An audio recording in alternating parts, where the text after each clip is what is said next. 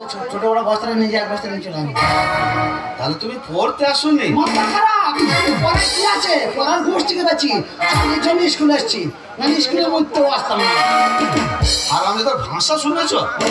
চাল দেবেন তো? ঠিক টাইম হলে দেওয়া হবে। ঠিক আছে, ওইখানে চুপচাপ বস, লাস্টে একদম ওই গেটের কাছে বস। সোনা দে না কি দে, সোনা না কি দে মেনু, সোনা দে না কি দে, সোনা না কি দে মেনু।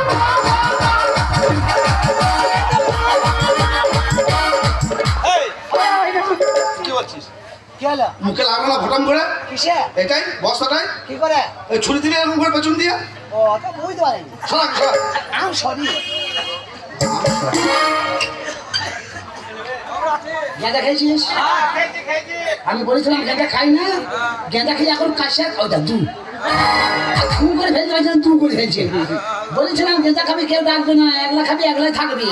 এখন কাশি আর কাশি নাই, লোক ডাকছে এসো এসো এসো, কেউ যাবে না। আমরা তুই বাইরে যা। আরে একটা নাইতে যেমন তেমন। হ্যাঁ আর দুটা নাতে রুগী, আর তিনটা নাতে গেঁজা খেলি, চারটা নাতে সুখী। সুখী সবারই শোন পচা